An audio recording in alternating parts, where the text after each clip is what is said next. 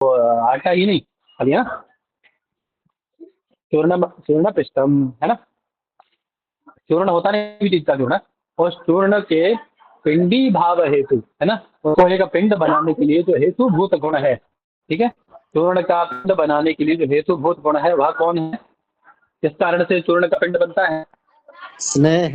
स्नेह। कौन है? स्नेह के कारण, है ना। और ये स्नेह रहता कहाँ है, तो कह रहे जल मात्र वृत्ति, स्नेह कहाँ रहता है? जल जल मात्र में। जल मात्र में रहता है, ठीक है। अब जब भी आप जैसे आटा बनाते हैं, आटे का पिंड बनाते हैं ना, आटा गूंथते हैं तो जल मिलाते हैं ना उसमें, तो आटा जो पिंड बनता है वो किसके कारण बन रहा है, जल के कारण या स्नेह के कारण? स्नेह के कारण। क्यों? जल जल में रहता है, जल के कारण। स्नेह के कारण है ना, स्नेह के कारण, किसके कारण बन रहा है वो? स्नेह के कारण। अब वो स्नेह रहता कहाँ है, ऐसे घुमाओ, स्नेह रहता कहाँ है? जल में, जल में। ठीक है। बात क्लियर हुई ना? तो अब आपसे पूछा जाए कि चूर्णादि पिंडी भाव हेतु भूत गुण क्या है, चूर्ण का पिंड स्नेह। बनाने के लिए हेतु भूत कौन कौन सा है? स्नेह। स्नेह। वो रहता कहाँ है स्नेह? जल मात्र में। स्नेह रहता कहाँ है? जल मात्र में। जल मात्र जल वृत्ति, मात्र ठीक है, वृत्ति। जल मात्रा में रहता है, ठीक है ना, क्योंकि जल मिलाओ। अब अच्छा ये बताओ, अब बहुत आप ये कह रहे हैं कि भैया जल मात्र वृत्ति इसमें है, अभी जब हम वो आप लोग नई नई रेसिपी बनाते होंगे, कचौड़ी वचौड़ी बनाते होंगे, तो उसमें देखा होगा ना आपने वो क्या घी या फिर तेल वेल से भी हम लोग आटा लगाते हैं ना, कभी कभी घी से आटा लगाते हैं, तेल से आटा लगाते हैं ना, किसी चीज के लिए तो लगाते हैं ना, कचौड़ी वचौड़ी के लिए, है ना। पिंडी भूत तो उससे, पिंड तो उससे भी बन जाता है। घी मिलाया जाए, घी मिलाया जाए उससे भी तो पिंड बनेगा, नहीं बनेगा? बन जाता है। बन- बनेगा ना। तो आप कह रहे हैं कि जल मात्र वृत्ति, तो जल और तैल में कोई अंतर ही नहीं है, हैं? चुप होएगा नहीं, जल और तैल में कोई अंतर ही नहीं है, नहीं महोदय है। अंतर है ना, तो फिर आप कैसे कह रहे हैं जल मात्र वृत्ति स्नेह? आपको क्या कहना चाहिए था? जल और तैल दोनों में स्नेह रहता है, कहना चाहिए था ना, कहना चाहिए था। हाँ जी। बोले भैया ये जो स्नेह है ना, ये जल मात्र में ही रहता है, समझे? बोले फिर ये आपके उसमें क्यों दिखाई देता है, तैल आदि से पिंड कैसे बन जाता है, घृत तैल आदि से? बोले उसमें कुछ अंश उसका होता है, यानी जल का अंश अवश्य ही उस तैल और घृत में रहता है, ठीक है, समझ में आया? जी। महोदय जब दही हम्म। रख देते हैं तो उसमें आ जाता है चारों तरफ थोड़ा थोड़ा सा पानी, परंतु घी तो में रहता, तो, पर महोदय घी में तो नहीं होता ना ऐसा। रहता है, नहीं दोनों में रहेगा, बिना बिना उसके बने ही नहीं बात, थोड़ा बहुत अंश स्नेह रहेगा जरूर, ठीक है, चाहे जी। परमाणु भेद से हो, सूक्ष्म भेद से हो, बहुत ही रहेगा जरूर दोनों में, बिना उसके बनेगी ही नहीं बात, ठीक है। चलो आगे को कह रहे हैं, शब्द का लक्षण क्या, शब्द क्या है, शब्द किसे कहते हैं, और कुत्र चतः वर्तते, कहाँ रहता है वह? कहना श्रोत्र ग्राह्य गुण शब्द, श्रोत्र से जो ग्राह्य गुण है उसको हम लोग क्या कहते हैं, शब्द कहते हैं, और वह कहाँ रहता है? जैसे आपका स्नेह आकाश जल में। मात्र वृत्ति था, ऐसे ये कहाँ है? बोले आकाश मात्र वृत्ति, बोले आकाश मात्र में शब्द रहता है। अब प्रश्न आता है कि ये जो हमारे ऊपर दिखाई दे रहा है ये आकाश क्या, ये आकाश क्या? नहीं महोदय, बोल, स्थान। ये आकाश, बोले ये तो आकाश है ही नहीं, है ना, ये आकाश नहीं, आकाश अभी तो कौन सा है? बोले कर्ण शुष्कुल्य अवच्छिन्न आकाश, कौन सा आकाश? कर्ण शुष्कुल्य अवच्छिन्न आकाश, ये जो बीच में आकाश है ना, आपके कान है, कान, कान के बीच में गोल गोल गड्ढा है, उसमें अंदर जाओगे तो एक वो है ना, जब भी टॉर्च वगैरह से देखते हो तो रेड रेड एक दिखाई देता है ना अंदर, कान में दिखाई देता है ना, जी आवाज आ रही है मेरी? हाँ जी। यस। दिखाई देता है ना कान में अंदर, जिसको बहुत जगह जी। पर्दा वर्दा क्या बोलते हैं उसको, है ना, बोले कान का पर्दा है ना, जी। जी। बोलते हैं ना उसको, जी। है ना, तो वही आकाश, उसी को आकाश कहा गया है ना, वही शब्द मात्र को ग्रहण करता है, ठीक है, वो श्रोत्र के द्वारा, और वो शब्द रहता कहाँ है, उसी आकाश में रहता है, कर्ण शुष्की अवच्छिन्न जो आकाश है उसी आकाश में रहता है, ठीक है। यदि वो फूट जाए आपका, वो आकाश यदि उसमें भेद, उसमें छिद्र हो जाए तो आपको सुनाई नहीं देगा, लोग बहरे क्यों हो जाते हैं? सोचा है लोग बहरे हो जाते, सुनाई नहीं देता, तो जी बधिर हो जाते, क्यों हो जाते हैं? क्योंकि उनका वो आकाश कार्य नहीं करता है जहाँ पर वो शब्द रहता है। समझ में आया? शब्द को ग्रहण करने वाला अथवा अर्थात शब्द को रखने वाला जहाँ पर शब्द की वृत्ति है वो आकाश कार्य नहीं करता। इसी कारण से क्या होता है, क्या होता है, उसको शब्द सुनाई नहीं देता, इसीलिए वो बधिर हो जाता है व्यक्ति, है ना? ठीक है। जी। अब ये कह रहे हैं ये जो शब्द है ना, ये दो प्रकार का है। कितने प्रकार का है शब्द? दो प्रकार का। दो प्रकार का। कौन सा दो प्रकार?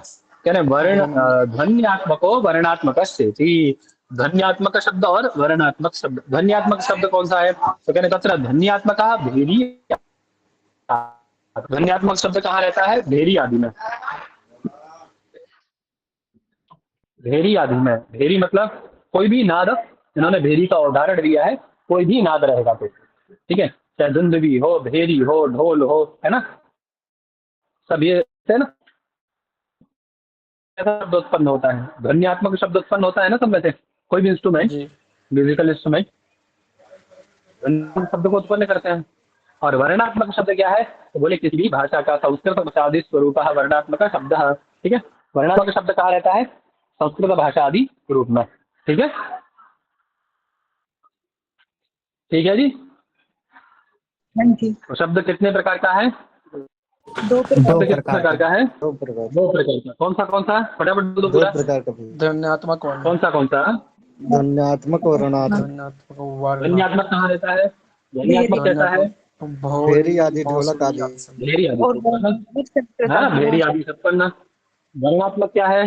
संस्कृत भाषा आदि स्वरूप, है ना। संस्कृत अब ऐसे पाली ही आदि भाषा। केवल, हाँ, बोले ध्वन्यात्मक मतलब भेरी का ही ध्वन्यात्मक होगा।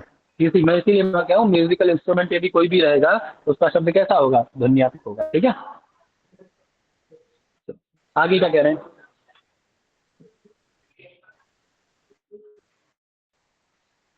सर्व व्यवहार हेतु गुण बुद्धि ही ज्ञानम। राम गोपाल सर जी का फोन है। अब आती है बुद्धि की बात। सभी क्या आता है इसके बाद में? बुद्धि। ठीक है, देखो गिनो शुरू से, 24 गुण गिनो, 24 गुण गिनो, गिनो, बोलो। रूप, रस, गंध, बोलो। रूप रस गंध स्पर्श संख्या परिमाण पृथकत्व संयोग विभाग दर्वत्व परत्व, अपरत्व, गुरुत्व, गुरुत्व, द्रवत्व, स्नेह, सर्वत्व शब्द, बुद्धि। शब्द, बुद्धि, है ना। शब्द के बाद क्या आया? यही शब्द के बाद बुद्धि। क्या आया? बुद्धि। बुद्धि। अब बोले बुद्धि कहते किसे हैं? क्या है बुद्धि? बुद्धि किसे कहते हैं? तो क्या कह रहे हैं? सर्व व्यवहार हेतु भूत गुणा बुद्धि, है ना, अर्थात ज्ञानम। ठीक है, सभी जितने हम संसार के व्यवहार करते हैं वो किसके द्वारा करते हैं? उसका हेतुभूत गुण कौन है? बुद्धि। सभी व्यवहारों का हेतुभूत गुण कौन है? बुद्धि, अर्थात हमारा बुद्धि। ज्ञान। वो दो प्रकार का है। कितने प्रकार का है? दो दो प्रकार का है। कितने प्रकार का है? ये दो व्यवहार दो कौन सा है? तो प्रकार का। स्मृति रूपी और अनुभव रूपी।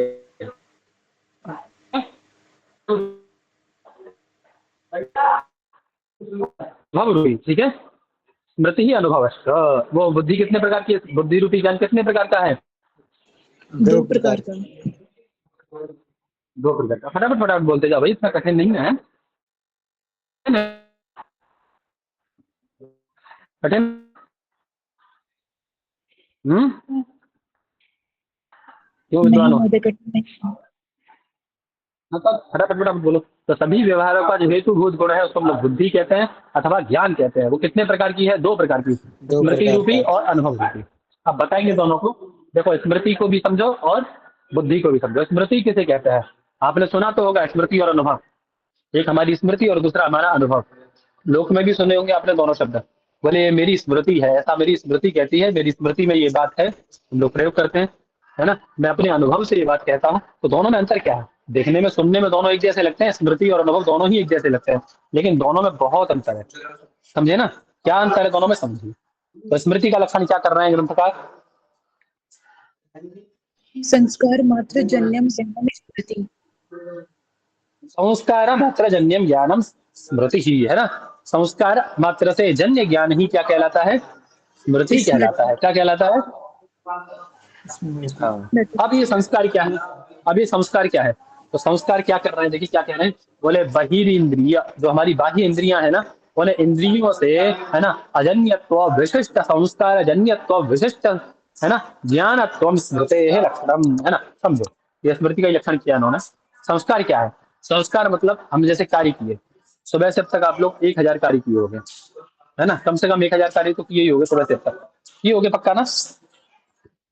अरे 1000 कार्य तो सुबह से कर दिए होंगे ना अब तक, है ना। अब उन 1000 कार्यों में आपको कितने कार्य याद हैं? 10 भी याद हैं? 10 कार्य याद हैं?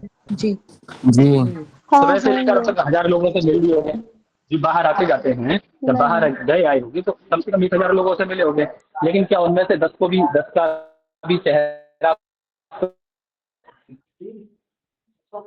नहीं याद हो, है ना। तो ये जो हमारा संस्कार है ना, हमारा जो संस्कार है, उस संस्कार के द्वारा जो जन्य होता है ज्ञान, संस्कार मात्र के द्वारा जो जन्य ज्ञान होता है वही हमारे स्मृति पटल में रहता है। अन्य ज्ञान हमारे स्मृति पटल में नहीं रहता, समझिए। अन्य ज्ञान हमारे स्मृति पटल में नहीं रहता, ठीक है। जी एक बार प्लीज सर, फिर से नहीं समझ आ रहा।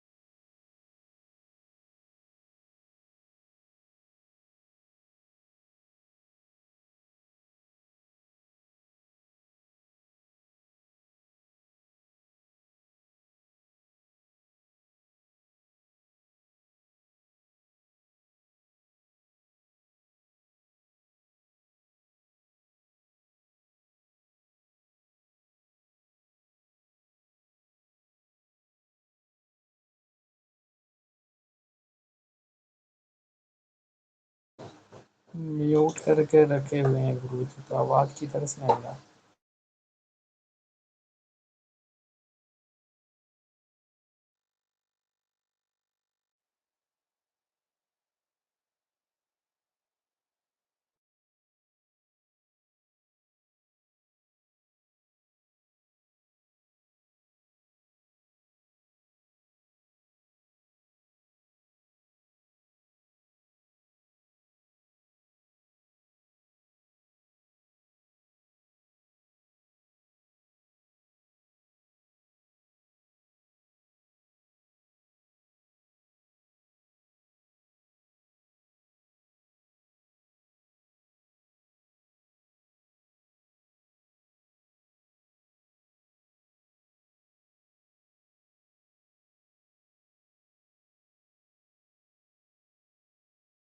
जी आवाज आ रही है मेरी?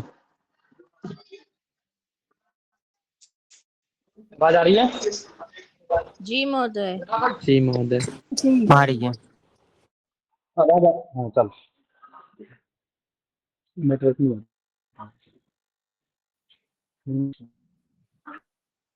तो क्या कह रहे हैं, स्मृति ज्ञान संस्कार सर, एक मात्र बार से फिर जो से। जन्य ज्ञान है उसको हम लोग स्मृति ज्ञान बता रहा हूँ, वही बता रहा हूँ। संस्कार मात्र से जन्य जो ज्ञान है हमारा ना, उसी को हम लोग स्मृति ज्ञान रखते हैं, है ना।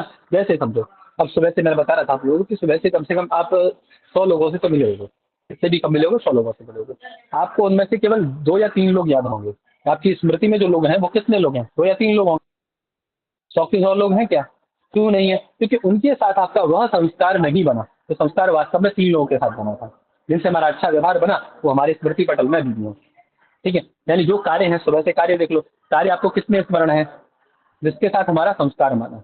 तो संस्कार के द्वारा ही जो जन्य ज्ञान है वही स्मृति कहलाता है। ज्ञान तो हमें हुआ सबका, चीजें तो हमने देखी, ऐसा नहीं चीजें नहीं देखी। हमारा इंद्रिय से सन्निकर्ष हुआ, इंद्रिय से हमने विषय को देखा, बहुत सारे विषय देखे। अभी आसपास भी आप विषय देख रहे हैं, क्या विषय आपको सारे स्मरण हो जाएंगे? नहीं होंगे। आपको स्मृति में कौन विषय आएंगे? जो आपके संस्कार, जिनके साथ आपका कोई संस्कार बना होगा। समझ में आया बात? सर संस्कार बनने का क्या मतलब है, यही नहीं समझ आ रहा। संस्कार बनने का मतलब ये है कि जिनको आपने अच्छे से जाना होगा, जिनके साथ अच्छे से व्यवहार किया होगा, समझे? जिनको आपने अच्छे से जाना है वही संस्कार है। अभी परिभाषित भाषा में बताएंगे तब नहीं समझ पाएंगे, इसलिए इतना समझो हिंदी भाषा में, जिनके साथ अच्छे से व्यवहार किया। अब आपको सारी चीजें क्यों याद है सुबह से अब तक की? क्योंकि आपने उनको जाना है अच्छे से, उनके साथ व्यवहार अच्छा किया आपने। व्यवहार अच्छे का मतलब यह है कि आपने उनको अच्छे से लिया है ना? अब मान लो कोई चीज हम पढ़े, 1 घंटे हमने कोई चीज पढ़ी, अब 1 घंटे में पूरा 1 घंटे का पढ़ा हुआ याद रहेगा आपको? नहीं याद रहेगा। केवल याद रहेगा वो जो मेन पॉइंट होगा। क्यों? क्योंकि आपने उस पर विशेष ध्यान दिया है ना, तो आपका संस्कार उससे अच्छा बन गया। समझे बात? ठीक है। जी तो संस्कार से ही जो जन्य ज्ञान है, इस प्रकार के संस्कार से जो उत्पन्न ज्ञान है, उसी को हम लोग स्मृति की श्रेणी में रखते हैं। अन्यत्र हमें कोई भी वो हमारे स्मृति पटल में और कुछ रही रहता है। ठीक है, ठीक है जी। समझी। बोले आपने इसमें संस्कार जी क्यों रखा? ज्ञान, देखो ज्ञान 2 प्रकार का हो सकता है। अभी आपने पढ़ा था ना ऊपर, ज्ञान 2 प्रकार का है। बुद्धि रूपी जो ज्ञान है ना, बुद्धि को ही ज्ञान कह रहे हैं यहाँ पे। जो ज्ञान है वो 2 प्रकार का है, स्मृति स्वरूप और अनुभव स्वरूप। जब हमारा संस्कार से उत्पन्न ज्ञान होगा तभी वो स्मृति बनेगा, है ना। यदि संस्कार से उत्पन्न ज्ञान नहीं है तो वो केवल मात्र क्या रह जाएगा? अनुभव रह जाएगा। क्या रह जाएगा जी? सही बात कह रहा हूँ। तद भिन्नम ज्ञान अनुभव, यानी स्मृति से अतिरिक्त ज्ञान को हम लोग क्या कहते हैं? अनुभव ज्ञान कहते हैं। कौन ज्ञान कहते हैं? अनुभव ज्ञान। अनुभव ज्ञान कहते हैं। समझ में आया? और वो अनुभव 2 प्रकार का है। एक बार यथार्थ अनुभव होता है, एक बार कैसा अनुभव होता है? अयथार्थ अनुभव होता है। यथार्थ अयथार्थ में अंतर क्या है? देखो पहले ये बताओ, दोनों में समझ। संस्कार मात्र जन्य ज्ञान क्या कहता है? स्मृति ज्ञान कहलाता है। ठीक है, संस्कार से उत्पन्न ज्ञान को हम लोग क्या कहते हैं? स्मृति। स्मृति। आवाज नहीं आ रही क्या स्मृति। मेरी? आप लोग बोल क्या ही नहीं रहे फटाफट। आ रहे आ रहे आ आप रहे। लोग कट कट आप के आ लोग आ रहा रही है। आप लोग आप लोगों का एनर्जी लेवल और एनर्जी तो किसका ज्यादा? कितने कितने मुझसे तो कितनी ज्यादा है संख्या? आप मतलब आपका कितना सारा है ना? इतने सारे लोग मायने रखते हैं, और एक व्यक्ति का एनर्जी लेवल और इतने सारे लोगों का एनर्जी लेवल कितना है? देखो कंपेयर करो अपने एनर्जी लेवल से मेरे को। तो इतने लोगों का ज्यादा होना चाहिए, एक व्यक्ति का ज्यादा होना चाहिए? क्यों जी? बोलो हम दोनों सबका ज्यादा होना चाहिए। सब। और आपका कितना है?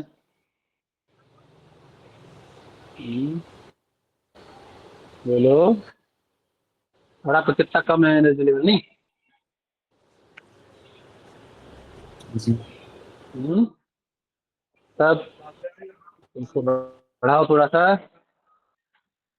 जी हाँ महोदय हाँ। जब आपका एनर्जी लेवल हाई होगा तभी तो मैं मतलब समझ में आएगा ना विषय, तो आप पढ़ाने में होना मिल जाएगा। नहीं तो मैं भी ऐसे ही पढ़ाऊंगा दूर पर सफर, तो पता नहीं पड़ेगा है। नहीं वो तो आप लोग आवाज ठीक कट से नहीं रही थी बोलोगे इसलिए सुने नहीं पड़ रहा तो था। अरे बताया बीच करो बीच आप में लोग, आपकी बताया आवाज करो आप लोग कट आवाज रही कट रही है। तब बताया करो ना आवाज कट रही है आपकी। अभी भी कट रही है क्या? थोड़ा थोड़ा नहीं, कट रहा है। अभी अच्छे से आ रही है।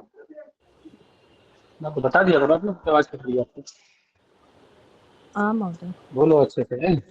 हाँ जब बोलोगे तभी मुझे पता पड़ेगा ना, हाँ हाँ हाँ है ना? हाँ ठीक है, हाँ महोदय। जी भैया। चले आगे भी, आ रही चले है आगे भी, आ रही है। चले आगे। हाँ भैया। तो क्या कहा? स्मृति क्या है? स्मृति किसे कह रहे हैं? तो बोले संस्कार जन्यम ज्ञानम स्मृति। संस्कार से जन्य जो ज्ञान है, ज्ञान 2 प्रकार का आपका है ना। एक संस्कार से जन्य होगा, एक संस्कार रहित होगा। तो संस्कार जन्य जो ज्ञान है वही स्मृति ज्ञान है, अन्य ज्ञान स्मृति ज्ञान नहीं है। ठीक है, तो संस्कार से जन्य ज्ञान ही स्मृति ज्ञान है, इतना बात याद रखो बस। ठीक है, कौन ज्ञान स्मृति ज्ञान है? संस्कार मात्र जन्य ज्ञान। संस्कार अब से। संस्कार, हाँ स्वभाव है ना। अब जितने सुबह से काम किए उतने केवल आपके जो संस्कार में बने वही आपको स्मरण है, वही आपके स्मृति पटल में रखे हैं, अन्यत नहीं है। तो संस्कार मात्र जन्य ही ज्ञान क्या कहलाता है? स्मृति ज्ञान कहलाता है। ठीक है, हाँ महोदय। ठीक है ना, पक्की बात है। हाँ हाँ हाँ। उससे अतिरिक्त ज्ञान को क्या कहते हैं? बोलता था भिन्नम ज्ञानम अनुभव, उससे अतिरिक्त ज्ञान अनुभव ज्ञान कहलाता है ना। अब अनुभव को भी दो प्रकार का बांट दिया, बोले यथार्थ अनुभव और एक यथार्थ अनुभव। जैसे मानो, समझो